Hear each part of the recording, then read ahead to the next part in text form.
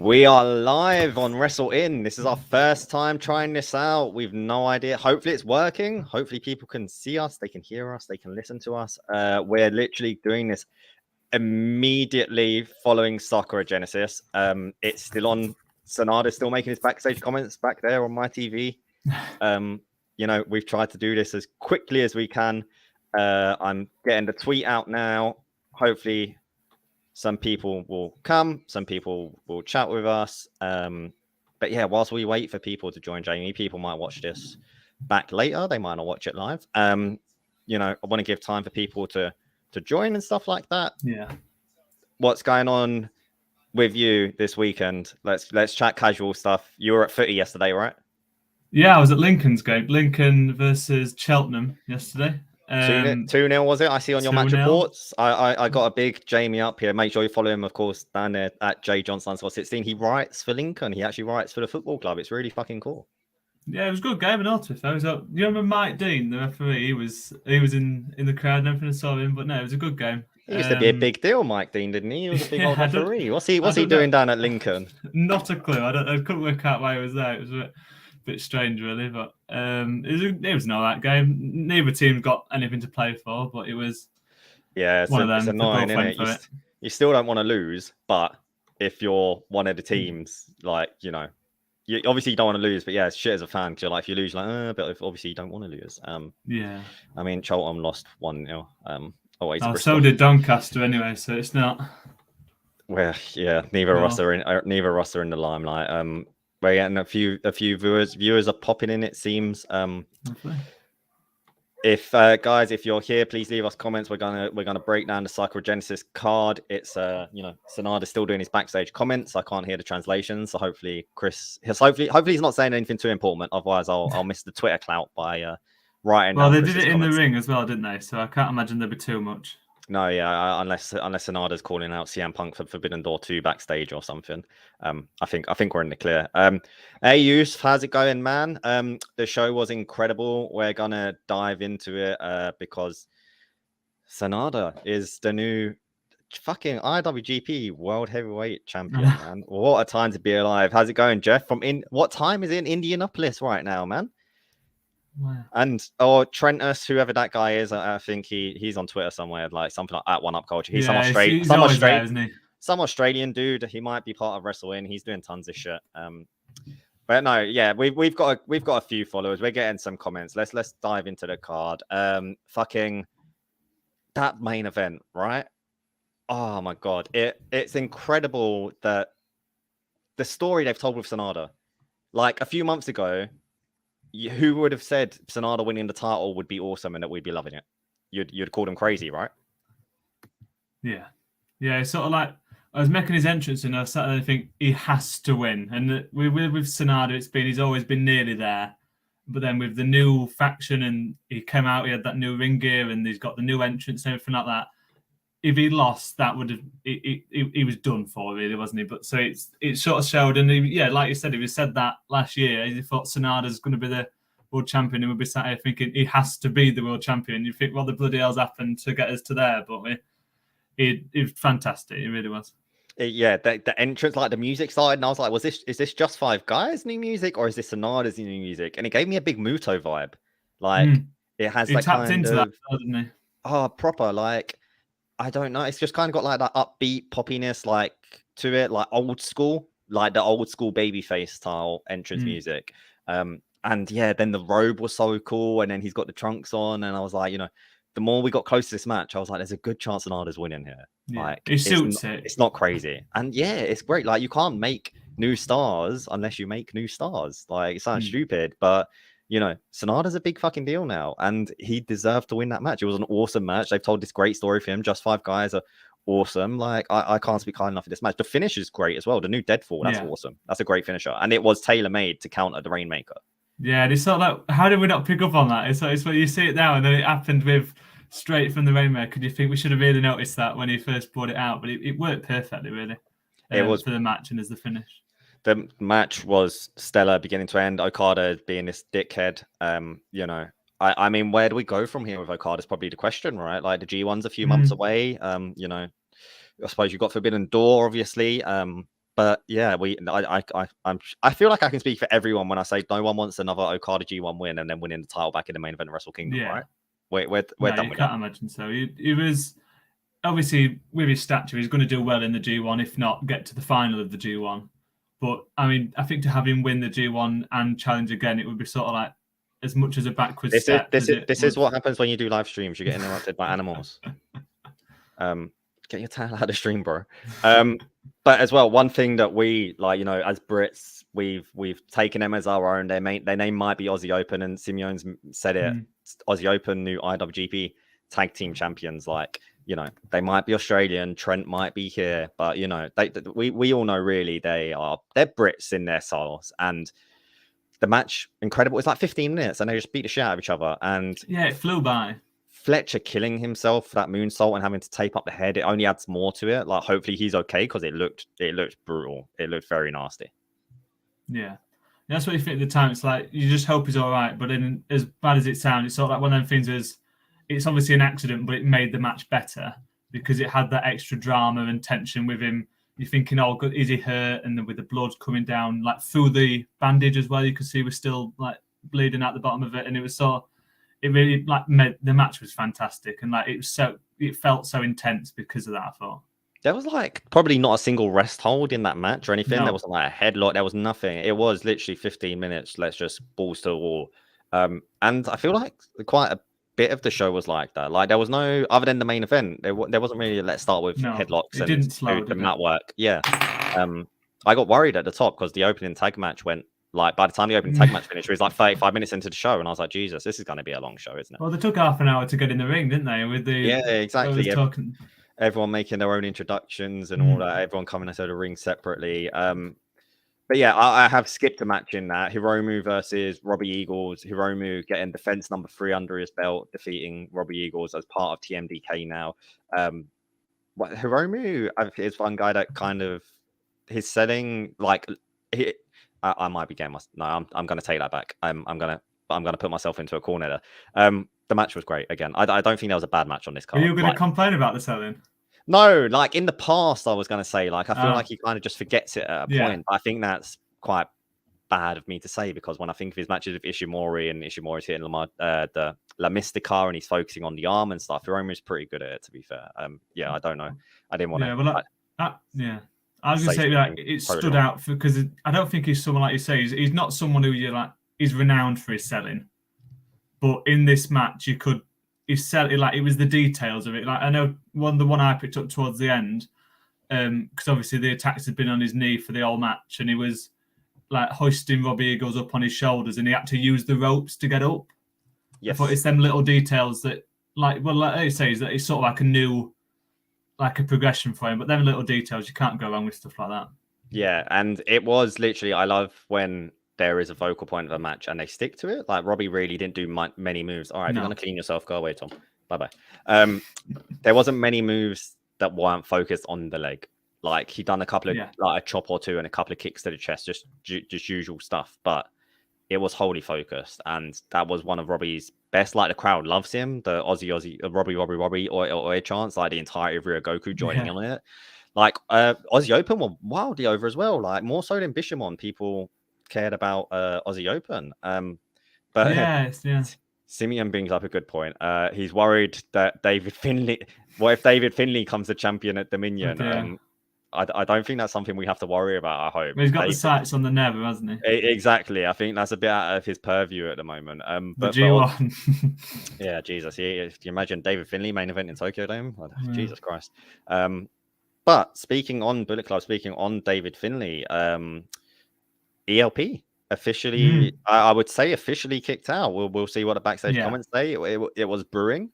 I didn't know whether ELP would leave with his own merit and stuff, but I think they played it off quite well, considering we've had God knows how many executions in Bullet Club. The Kenta bit, kind of like, when Ishimori came out, I was like, oh no, he's gonna turn on El Phantasmo too. And obviously they were junior tag champs together twice and everything. And yeah, it was really really sad to see Ishimori turn on ELP. But where do you think ELP lands now? Does he join another group? What does he go Hontai? Like, where do you think he lands? I mean, I've not really thought about where he's going to go. I mean, it was I suppose it was a really good angle, just as way it was built, and with Ishimori coming in, and like it was like a second turn, wasn't it? Because like Kenta turned on him, and then Ishimori. But in terms of where he's going to go, you can imagine he'll go to Hontai, but somewhere like United Empire, you couldn't go wrong, or with TMDK, you couldn't go wrong. There's plenty of places he could move into and do well. And I think the crowd are really behind him, like you said, with they love a couple of the other folks. It was, it was quite surprising. I thought. I mean, obviously they've always liked him, but just to see how much they liked him compared to everyone else in the ring, it quite took me back a little bit. I think New Japan have quietly done a great job with their foreigners that they've kept, like, because the crowd has just really come to like them and appreciate them. Like Aussie Open only debuted in New Japan in September, October, maybe, not long before Historic Crossover, and like Ryogoku were cheering for them over Bishamon, and Hiroki Goto and Yoshihashi have been there forever, and Yoshihashi is a big crowd favorite, always has been, especially now that he's putting on blinding matches. But yeah, Simeon Burgess is another good point. Actually, there's this whole Bullet Club Black and Gold thing. Jay White and Juice Robinson not throwing up the too sweet, but throwing up like a little gun together in AEW.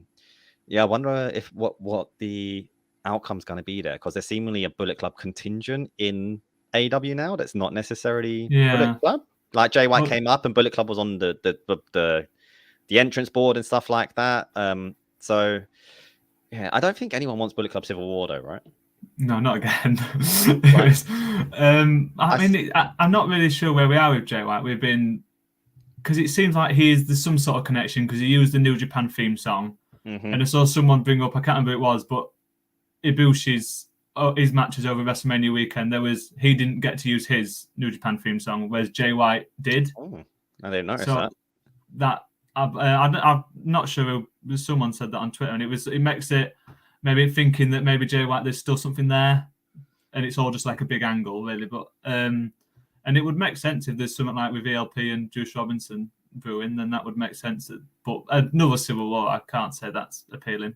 Yeah, I think as well. Like I put up the tweet, El Fantasma's been kicked out of Bullet Club, and people saying, "Oh, another Civil War" and stuff. And I'm like, he's kicked. Like that's not a Civil War. I wouldn't say kicking one man out. A Civil War means they're in Bullet Club. It's in fighting within Bullet Club. Like if El Fantasma wants to come back and get revenge, it's not really a Civil War. Which is like there's certainly a difference there. Like if Jay White maybe sides VLP and goes to war, that could maybe a Civil War. But yeah, I wonder if we're gonna get kind of a cross story between AEW and New Japan. We've not really had something play out in both promotions at the same. Well, I suppose New Japan's strong. You had the Moxley and Kenta stuff, but I guess they've got a Forbidden Door to sort of build towards again. And it was, if you've got someone like ELP who can like cross the border, because he's popular in Japan, but he's a sort of character that could work in America as well and on AEW. So I think it's easy enough that they're the sort of people they'd pick to have a crossover. Here's one for you then. Israel Seja, how about not Civil War, but Finley versus Jay at Forbidden Door? I wouldn't say that's that. I wouldn't think a singles match maybe, but I could certainly see them in tag. Exactly, like you get the Bucks and Jay or something like that. Like they done the Bucks and ELP. They get some kind of mismatch of like, Adam Cole and Jay White or something versus Finley and Kenta, something like that. Like you need the mix, I think, of the AEW and New Japan. You don't necessarily want to see an outright New Japan match. Well, I suppose it's not New Japan because Jay isn't fucking New Japan anymore, is he?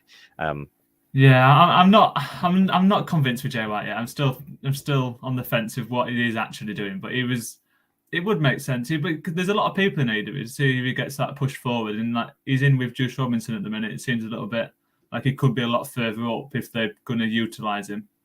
Yeah, he's got to be. I get off the bat, but he's eventually got to be AEW World Champion, right? Like he's still, what is he, 30? Just turned 30, maybe just turning 30. Like he's got all the potential in the world, which is why people were shocked that he perhaps didn't end up in WWE. But on Sakura Genesis as well, working our way from the top of the card back down, we get Zack Sabre Jr. surviving Shota Umino. This was Shota's match to win. Zack getting a crafty little free count at the end there. Again, Zack is my I can't sing the man's praises enough. I think he's the best in the world. He makes everyone look good that he steps into the ring with, and he's done it twice for Shota when Shota beat him in the New Japan Cup and today. I would say they're potentially Shota's two best matches. You could throw Will Ospreay versus Historic Crossover in there.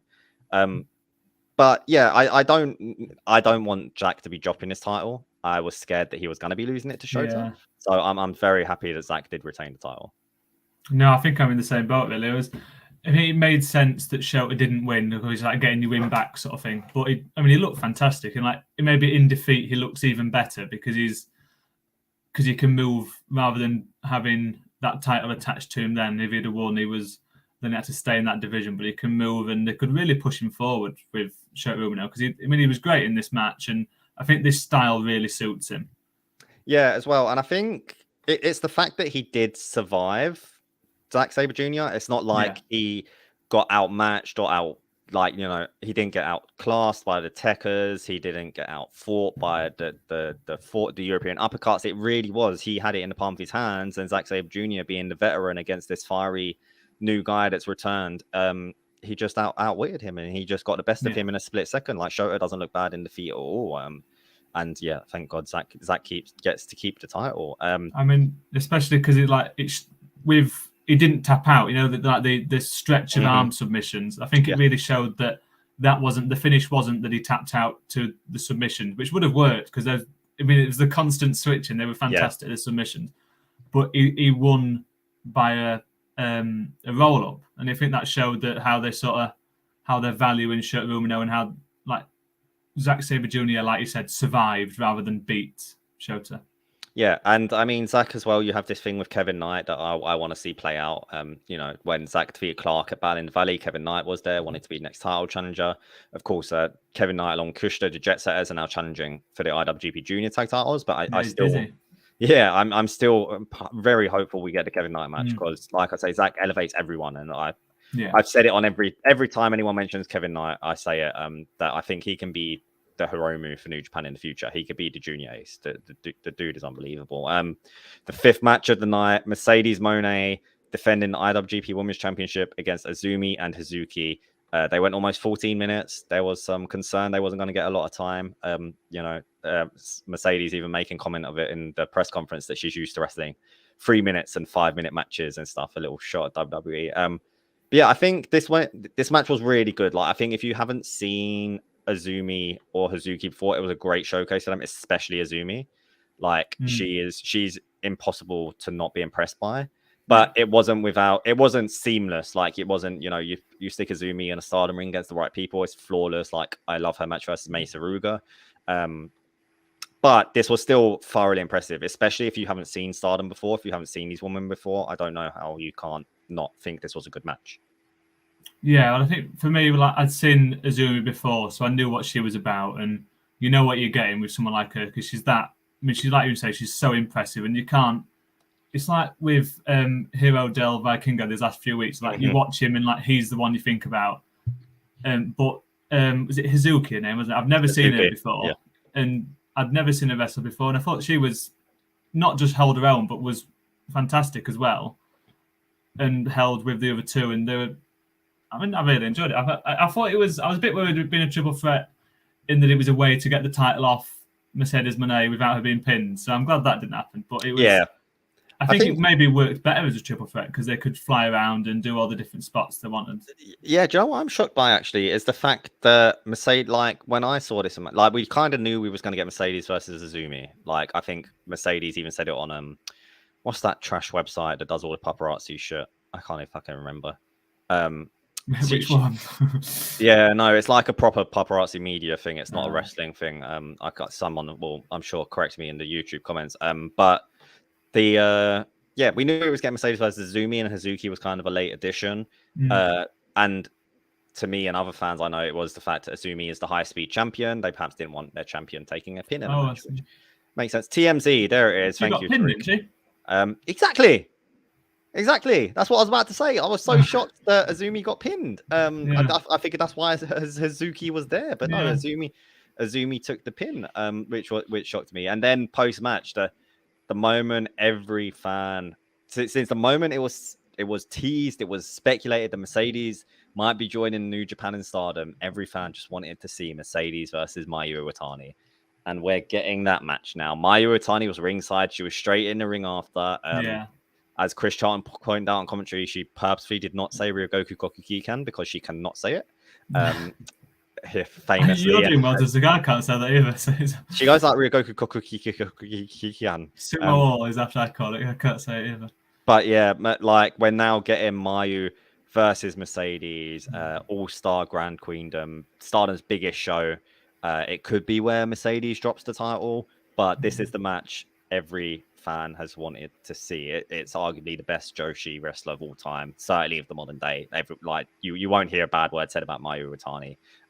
And for it's going to be Mercedes' first match for like in Stardom officially, like a Stardom ring. And it's, for us Western fans, this should be the big ticket item that hopefully sells pay-per-view buys for them.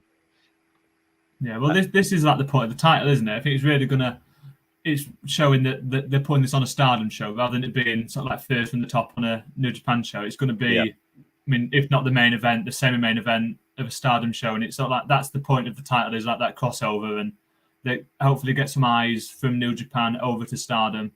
And I mean, it works for everyone. I think it'd be a great match as well, like everyone's like saying in the comments and everything like that. You can't go wrong with it. Yeah, exactly. And as well, we're getting English commentary, as Kevin Kelly said, putting Chris Charlton on the spot. That Chris Charlton will be doing English commentary with I want to say his name's Sonny from Stardom. Someone will again correct me in the YouTube comments. I'm sure Trent will if I got it wrong. But yeah, we're getting English commentary, which is a rare treat for Stardom. That's what it needs. Yeah, I think that it's their biggest show ever. Julia and Tam Nakano in the main event, and Julia just destroyed Tam Nakano in press conference, busted her open. It was very fucking nasty. It is going to be absolutely incredible. It has show of the year potential. Back at Sakura Genesis, then we spoke about El Fantasmo leaving Bullet Club, even though he did pick up the win in that match. Someone Smo131 says whether we get some more recruitments in AEW for Jay White and Juice Robinson. Yeah, like man, it is interesting. We can only speculate at the moment. Will they be called Bullet Club? Will they be called Bullet Club Black and Gold? Will they just be called Black and Gold? There's a lot of like we can only guess at the moment. If one thing's for certain, I guess we're getting a feud with Ricky Starks, which it's fine. I guess I know there's worse things you can be doing as like the way in with Jay White versus Ricky Starks. I mean, he's very good and he's popular in AEW. Yeah, exactly. Sort of thing that could work. Yeah, it's fine. It's nice to know where he is. How it's something worth exciting. And so like, on it as well, I think it's probably good that we can't just guess because it's so open at the minute with not just ELP but with like the Bullet Club situation as a whole, and I think that makes it more interesting because I mean, is it 10 years the anniversary they've been around? And it 10 years next month, Bullet Club 10-year anniversary, and we're still talking about them, and it's like I mean I do a lot of complaining about how long they're still here, but then I got up this morning and watched that ELP Finley match, and I was like, actually, I'm quite excited and quite interested in where this goes. So I mean, we can complain, but it's working, isn't it? Because they're still interesting and relevant. That's the thing. It irks me. Bullet Club. Like you always get people, Bullet Club is still a thing. Oh, they've had a million, yada yada yada. And it's like, A, lots of those comments come from people that don't watch New Japan for a start, and B, it's like Chaos has existed longer than Bullet Club. No one's complaining about Chaos, are they? I'm sure there's other groups that have existed just as long, or if not longer. And it still works. So and it still sells, and there's t-shirts. And like when Juice Robinson first went into AEW, they just showed the Bullet Club logo on the screen, and the place went like nuts for it. And it sort of shows that you can't really get rid of that now. Yeah, exactly. There are many groups that last a decade in wrestling, like period, let alone within New Japan, especially ones that are as successful as Bullet Club have been on top of Bullet Club been, and like every leader, like Finley remains to be seen, but it's certainly he might get there. Has been a big time player in the entire wrestling world. Third match on the card, Just Five Guys defeating LIJ. Just Five Guys train keeps on fucking going. Second match of the night. Before we move past that one, I just wanted to say something about Doki in particular on that one, because he was like at the end with him and Naito, he held in the Yes. Dokichoki. Yes. And they've set that up, haven't they? Really, they've set up Naito versus Doki, and that's remarkable. It's very interesting. That's so fucking cool. Like, I think lots of people like myself started when Doki first joined.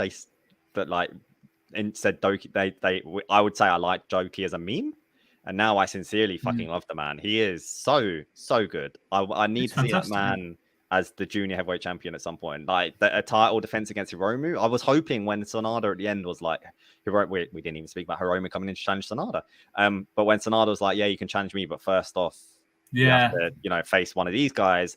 I was like, please be Doki, please be Doki, please be Doki, because they're just two lunatics, Hiromu and Doki. But we're getting Uncle Yoshinobu Kanemaru versus Doki versus Hiromu, and then more than likely getting Hiromu versus Sanada, which is an interesting one. But at the very least, they give Sanada a safe defense, I'm sure.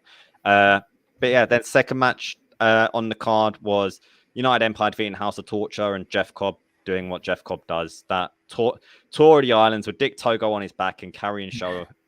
Oh my god, that was incredible. Just watch the finish. The rest of the match was awful, but the way the commentary kept going on about this drinking game, and I was sat there because it started at 9 o'clock in the UK. I was thinking, if it weren't 9 o'clock in the morning, this would be the way to get through this match. Because we might have to, if they moved the shows if they're a bit later on in the afternoon, then it'd be well worth doing. Because honestly, it's painted by numbers, like maximum, is it? But the finish was good with Jeff Cobb, if nothing else. It was, and then Francesco Akira confirming that Catch 22 will defend their titles against Jet Setters. I'm surprised there wasn't anything. I mean, I know they won the titles, but it was kind of teased by Will and by New Japan. But Sakura Genesis is a big deal for United Empire, and so is Ryugoku, and I thought we might be getting something. And I know Aussie Open won the titles, but it wasn't what I thought we were going to get a new edition. Maybe Dan Maloney rocks up. I don't know. Emily on YouTube asking who with a Mercedes Monet picture, I must say. She'd be very happy. Who won the triple threat match for the IWGP Women Championships? And Emily, you can rest easy knowing that Mercedes is still the champion. And in the post match with Mayu Iwatani, she came off like a boss even more. She slapped Mayu Iwatani and left the ring. So yeah, it was almost like Mercedes got 2 wins tonight.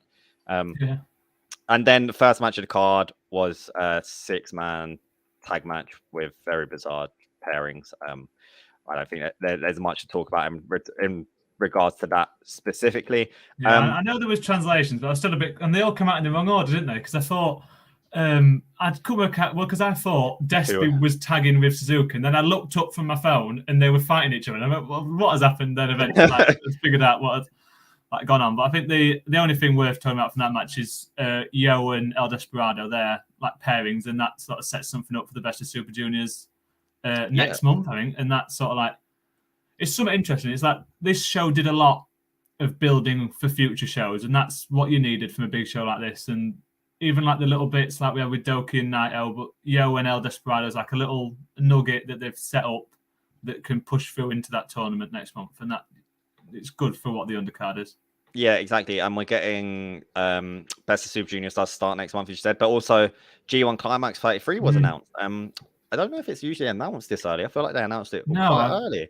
I thought it was a half-time break. I stood up to go make a drink, and then the G1 thing started, and I thought I'd sit back down again.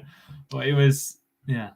They're doing, so it's 19 events over 1 month from July 15th to August 13th. I'm sure people could probably do some quick math and guess how many entrants we're probably going to be getting, but until we get the official word, no one will know. The final 2 nights will be in Ryogoku Sumo Hall. It's running, like I said, July 15th to August 13th. When is Forbidden Door? Oof. That's my question. I'll ask Google, but I think it's on G1. It looks definitely like it's going to be a 20-man event, which, well, thank God for that, if it is, anyway. June the 25th, so before. Oh, it takes a month before, right? I wasn't sure if it was June or July. I would have said Ospreay would be the likely winner for the G1 to make a very, very early pick. But it's always, you kind of always do it based off who the champion is, right? So maybe would Naito Sanada? Yeah. Naito, if Sanada keeps the title, Naito Sanada main event, Do you think Sonara's going to hold the title until Wrestle Kingdom? I don't know. It's always difficult. Like what do they have now? They've got Dontaku, you've got Forbidden Door, you've got Dominion It's before the Dominion, isn't G1. it? Before the G1, yeah. And then you kind of think whoever's champion at Dominion for the most part, will be champion going into Wrestle Kingdom. So I suppose he could defend it against Ontaku, against Hiromu, and drop it at Dominion. But who do you drop it against as well? That's the question. I could imagine. I don't think it's going. It might not happen, but like a potential that Naito beats Doki, and then in sort of like a work his way through because they've got to have a match, haven't they? Naito and Sanada. Yeah. That could be at Dominion, and I wouldn't be shocked if Naito won as like his last big title reign, and then whoever won the G1. But I think it would be because the first, as we've always, it's like the first title match, the first title reign is usually short, isn't it? Like it's what we've like through the history of. Yeah, Trent has said exactly that same thing as well. Yeah, you're both great minds think alike, Trent. Yeah, I think I like the fact we've got fresh meat as a champion. You know, when it happened with Evil, there was an air of let's go. Like people were excited at first, and unfortunately, we were all fucking delusional.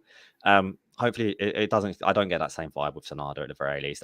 But two Brits here, me and Jamie and Adrian on YouTube has made a very good point that the G1 will be over long before All In. So hopefully, we're going to get some New Japan presence at Wembley. I'll wholeheartedly be there. I live in London. I'm not going to miss this. I've been waiting for an AEW show. God, no, I never thought they'd have the bollocks to do Wembley as their debut, but fucking more power to them. I saw it. I couldn't believe it said Wembley because we were all expecting Craven Cottage, weren't we? Because of the Fulham connection with Tony Khan. I like maybe they could do the O2. I'm sure they could do Wembley Arena for sure. They could do good sized venues, but Wembley Stadium, that's just outrageous. I hope they do it. I hope it sells well, but you know, I think that the stings on the poster, you're gonna need some legends there. You're gonna need the big faces that are gonna lure in, because so lots of people don't know that wrestling exists outside of WWE. That WWE is wrestling, wrestling is WWE to lots of people. So you kind of, in a way, they might need a CM Punk. Do you know what I mean? Yeah, I mean, it's very interesting. I mean, it's not. I mean, for boxing, it holds 90,000 Wembley. Yeah, and you've got a discount. They're going to have to put a big stage in there, haven't they? And then that maybe knocks sort of an end off the ground. If that makes sense. Like if for football behind the goal, they're not one of those sides out. Yeah, no, exactly. I know people have said how you've got the floor seating, of course, for wrestling shows, but you've also got the fact that there will be a stage and there will be screens and there will be a ramp and stuff, so that you can't have people sat behind there. So that takes away a lot of the seats. Whereas, a football stadium is I think you're looking at 60,000. Yeah. And the thing is, as well, if they sell 40,000 tickets, 30,000 tickets, that's still crazy to sell that for your debut in the UK. Yeah. Well, I think the trouble is with it being in Wembley, 40,000 is a great number, but it'll look. It's not great. It's not great in Wembley. Yeah, because it won't look good. It's a phenomenal number for a wrestling show, but it's not a phenomenal number for Wembley Stadium. So, and the bright red seats in there, you're not hiding them, are you? It is an interesting one. Like, surely they wouldn't do it unless they had. They've got to have confidence. They've obviously got stuff planned. They're not going to run Wembley thinking, "Oh shit, if we're lucky, we'll fill it half up." They're not silly. They've got to be looking towards 60, really. I think. What I hope is the ticket prices aren't awful, because they can't go. A, they got to try sell this baby out, and B, they can't go WrestleMania prices on their debut. Like, they can't be charging thousands of pounds for front row. Or like how expensive Money in the Bank is at the O2, for fuck's sake. I want to go to that, and it's a fortune. But yeah, someone say as long like I think that Class in the Casuals show that Dewey did, they did just over 50. And someone said if they can beat that, then that's sort of job done, isn't it? I think that's sort of, I think I'm hoping. I mean, you're definitely going to be there, aren't you? But I've got a mate of mine who lives in London, so I can scratch the hotel prices off, and it's just the train. And then hopefully the show is not too expensive, and I can. But then it's like you're all the day because there's room of a Rev Pro show and maybe a Progress show, and it's Rev Pro have said they will do shows around it, and every promotion will try to do stuff around it, like WrestleMania, of course. It'd be silly not to, and it's on a Sunday as well. It's a bank holiday weekend, so most people have the Monday off of work, so you can make a weekend of it. and AEW have very private relationship with Pac, with AEW, because Pac defended the then All Atlantic title once at least. And in Sheffield, I was there. Not to brag too much, but that was against Shota as well. Oh yeah, no, so it's twice because he defended it against Conor Mills as well. Oh, of course, yeah. So he defended it. Rev Pro got 2 All Atlantic defenses.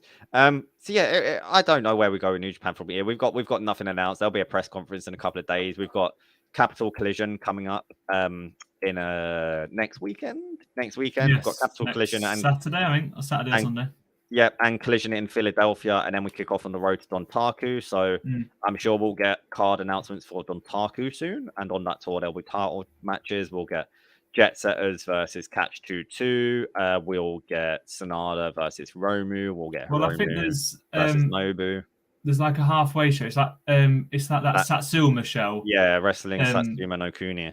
So imagine that might be the Hiromu Kanemaru, and then they do Hiromu Sonata at Dontaku, because that can do a good number at Dontaku. Yeah, exactly. We got Finley versus Tamatonga. Yeah. God knows what's going on with Kenny in the US title. Nothing. I think Taichi confronted Shingo backstage. I might have seen on the Japanese. On the ring apron as well. Oh, did he? Shows how much attention I was paying. But we might get that's another KOPW match. I think that's all the titles in New Japan, right? There's so fucking many these days. You imagine there'll be a Bishamon rematch possibly. Oh yeah, Aussie Open. Yeah, who's going to line up? I will say that look, the show was great, card to card, match to match, everything delivered. There wasn't any surprises, was there?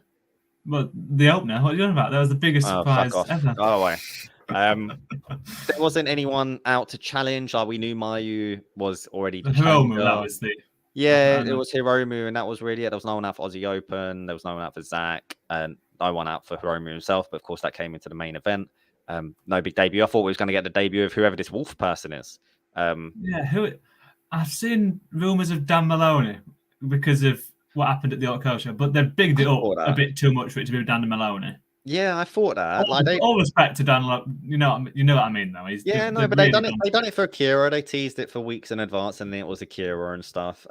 So I could see it being Dan Maloney, but also then him already being part of the United Empire kind of defeats the purpose, I suppose. But I thought it would have happened tonight. I thought when they showed it on the screen, he was going to come out. Yeah, exactly. Simeon, apparently there's a hint that Kenny might be defending the US title on Wednesday. I hope so. Just get the defenses in, man. Get the belt out there. You've got it in AEW. In Japan as well. It's a new Japan title. Yeah, that would help. But yeah, I think it was a great show. I think we've covered it. We've talked some AEW. This was our first attempt at doing something live. We're hoping that we can do more of these in the future. It might not be myself and Jamie. It'll be other people from Wrestle In. We have the technology now, shall we say? The very expensive monthly StreamYard technology. But yeah, please, I'm sure if you are here already, you're a fan, you know what Wrestle In is. But please follow us at Wrestle In INN. Follow Jamie on Twitter at jjohnson_16. You can see it in the bottom corner there. He's doing great wrestling stuff. He's got an article coming out about Onita on WrestleIn.com soon, and the exploding barbed wire death matches he's so famous for. Give me a follow if you like at Kieran RH93. It's so difficult to point because everything's backwards. It's like quite different ways, don't we? Yeah, exactly. But yeah, no, guys, thanks for tuning in. This was our first one, only something small and sweet. I'll be talking more New Japan on all my usual platforms. Jamie will be talking about New Japan and everything else on Provision. Make sure you're subscribed to Wrestle In Podcast, wherever you get your podcasts. Thanks for tuning in. Thanks for leaving your comments. This was a lot of fun. Hopefully we can do this again sometime, guys. That was us reviewing the fallout from New Japan Sakura Genesis. We are Wrestle In, and now we're out.